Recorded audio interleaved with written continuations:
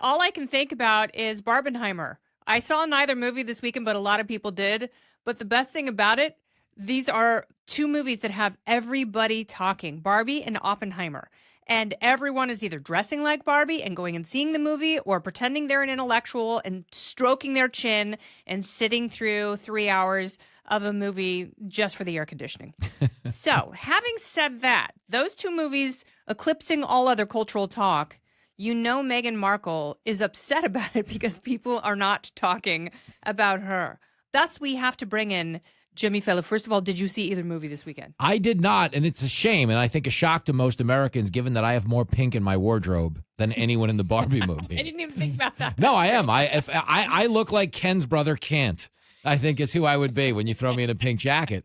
But I did not see it. Oppenheimer, from what I've told, is like the Oregon Trail of movies. Like by the time it's over, the people you're with are not all alive. Yep. They've run out of food. Mm-hmm. I'll watch it at some point. You have to be smart with your rations during that. You got to be careful. But I think it's good for cinema that they have a weekend where people care again. 'Cause we don't get a lot of these. No, and people, it's like I look at my kids, like they don't really like going to the movies. Yeah. But they are both desperate to see the Barbie movie and dress up with friends, which I think is great because we're looking for these signposts. And like the Taylor Swift tour is one for people who can't afford that, but they really want to dress up and be a part of something. Is Barbie an affordable Taylor Swift outing? I think that's exactly It's not going to be $25,000. I love this. Can I give quick political advice just to take it there? Yeah. Everyone on the right needs to stop yelling about the Barbie movie. I haven't seen it, but I want to see it just to counter-program that. I want people on the right to understand what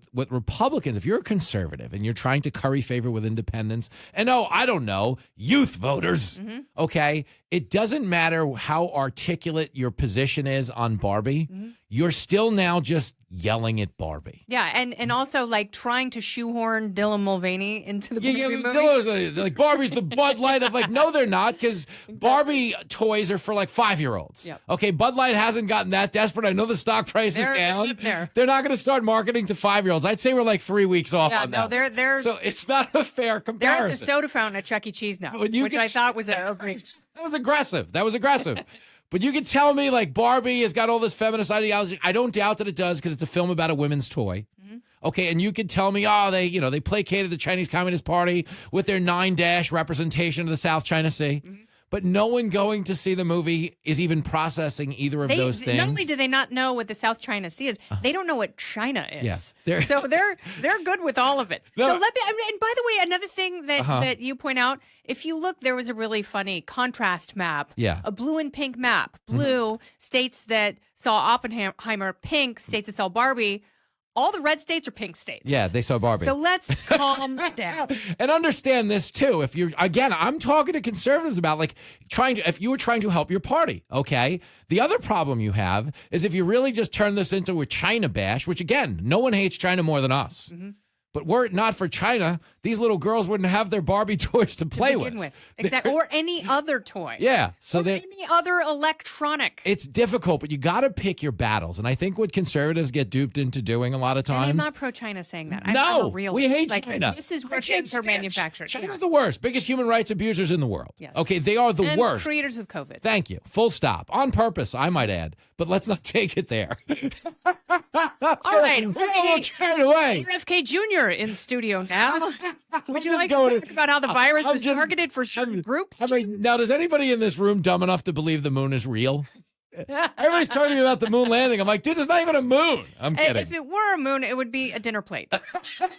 Flat, maybe slightly curved on the outside. That's it. Oh, this is so funny. So I read today, Jim, that Harry and Meghan are planning on maybe leaving Montecito and going to Malibu because Malibu is obviously closer to a lot of the studios and agencies where these two would like to extend their grift. Yeah. And Montecito is boring. It's like after you've had tea with Ellen and pot pies with Oprah 15 times, you've really seen the neighborhood. I mean, it's incredibly boring. But these two who hate their privacy being invaded are moving to the land of paparazzi because next to maybe Brentwood and Bel Air, there's a greater concentration of photographable celebrities than anywhere else. And any photographable celebrity has a beach house in Malibu. In Malibu. So what are they getting away from? Like, think about this. The paparazzi walks to work in Malibu. They don't even bother to own cars there because there's just so many people around. You just have to walk out the door and see them. Well, it definitely exposes the grift on one level, which I think is fabulous because I love that people are onto them because there's another story that says A-list celebrities are being told to start shunning them if they want to be in the good graces of Kate and Will. Because they're actually going to be king someday. Yeah. And you're going to want to go If you're playing the long game, don't have these. Kate and Will are a much hotter ticket than Harry and Meghan, who probably, I don't wish this upon them, but I don't know that they'll be together in a year because I think what she's running into is she can't get the relevance she wants out of this marriage because the way she went about getting it was by trying to game the victimhood market. And people have kind of outgrown it now. And people have enough, I think, intellectual acuity. That's a big word for a guy with my accent who may or may not have graduated community college. It was touch and go. But understand, people get it. They get that if you're living in an America where 70% of people are living paycheck to paycheck and you're going to show up and your plan is to make them feel bad for a princess, it looks a little tone deaf, no? Yeah, who are feeling sorry for themselves because their $100 million Netflix deal was cut short because she wasn't even. First of all, they wouldn't do a podcast. She wasn't doing the podcast. They wouldn't do a podcast. You could show up to your pajamas and do a podcast. Yeah. You don't have to leave your house to do a podcast. And she's like, nah. You know what I mean? So that's the problem. I think people are on to that. And nobody wants to hear it. Like 60% of America is selling pictures of their feet on OnlyFans right now. Although it's not as high as they... Have you done the market research there? No, I got to be honest. I don't believe it's 60% because a lot of these feet look the same. Oh, I'm kidding. Is this on? I haven't seen any of the feet. I got to be honest. The Quentin Tarantino, this is a quick aside before we get back to Harry and Meghan, and their marriage falling into the sea, which no one wishes upon them. No, really certainly not. I think she's annoying. Hey, actually, no. She's an insufferable harpy. Hey, I don't wish her. No, I think they're both equal jackasses. So I'm rooting for them to stay together. The penalty for them is to stay together and be stuck with each other. Yeah, and torture each other. The woke Prince of Bel Air or whatever, the ex-Prince of Bel Air, even so. Yeah. And me and you always lament this really quick, and I want your Quentin Tarantino analysis. But we always lament one thing, okay? We're Prince Harry fans of the OG original recipe Harry. Yeah, not Nazi uniform Harry, but literally everything else he did. There was a sweet spot as Prince Harry. Post-Nazi. Yeah. There was a sweet spot for Prince Harry where he was getting drunk in Vegas and thrown out of the Mandalay pool. Yeah, it's like covering his junk, hot tub full of strippers. He was the original Hunter Biden. Afghanistan. He was Hunter Biden without a laptop. He just did it in public. He was the Hunter Biden who didn't get kicked out of the military for doing blow. He stayed in and, had a high body count, which you're not supposed to disclose. What I was going to say about Quentin Tarantino, and I want you to weigh in on this, supposedly had a thing for filthy, slovenly feet. Is that true? Loves the feet, but doesn't like the clean, pretty, pink painted toenails. Is that true? Yeah. So in like Kill Bill, Uma Thurman's feet, supposedly has like hobbit feet. Oh, I didn't know that. Yeah, so. But I get it because he's weird. Like, here's the thing. If you decided tonight, that you were going to go sell pictures of your feet, and based on how this podcast is going, you should think about it. I'm going to have to definitely come up with some options. Don't side hustles, front don't take hustles. anything off the table. Every angle hustle. But if you were going to go online tonight and sell pictures of your feet and do like a live web stream of here they are, here's my little piggies. Does Quentin Tarantino not look like the first guy you'd expect to see? On the other side, I have no other analysis to offer you other than, Your Honor, look at him. Did you not expect to see Quentin Tarantino on the other side of a feed stream? I do. All right, so Jimmy, everyone knows that you really are America's #1 advice giver. That matters. And that has been borne out in medium after medium. So if I'm going to make money, is it slathering peanut butter and jelly on 2 slices of bread with my feet, or is it selling farts in a jar?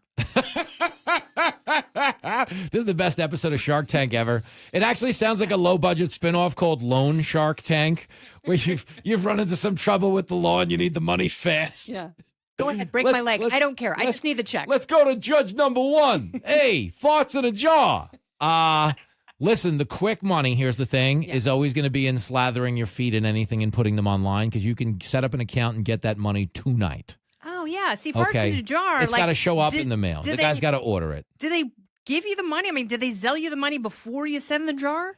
Like, that's a lot of good faith. I got to be honest with you. Yeah, I want the money up front because I don't know that I trust the integrity of the guy who actually called up another human being and said, why, yes, I would like farts in a jar. Here's my home address. Here's my real name. I love the super hot girls. Like, no, I have certain foods that make my tummy rumble. And then I've got just a case of ball jars and I fill them up with my hot toots. Can I tell you something too? The shipping on that is expensive. From what I've heard. Yeah. You know, by and large, it's air. Yeah.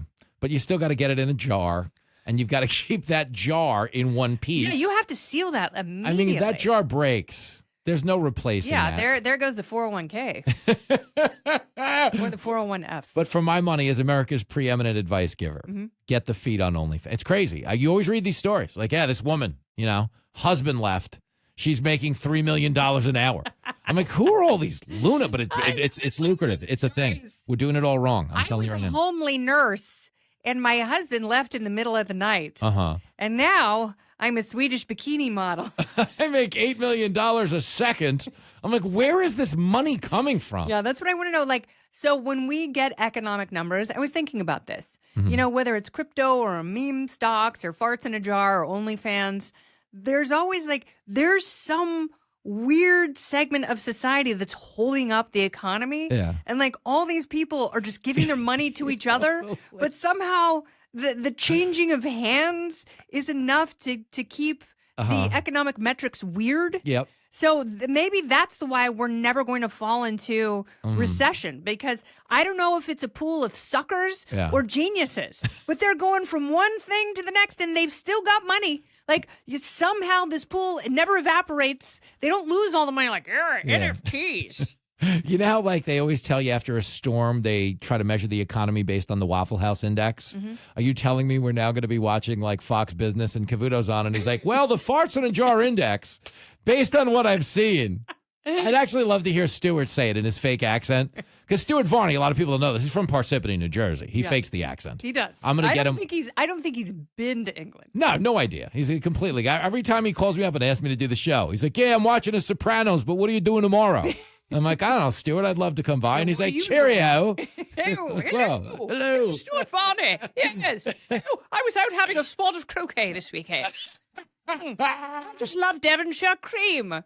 What is that, Stuart? I don't know. What do you think? What do you want from me? I want some Taylor ham. I'm having a pork roll over here, Jimmy.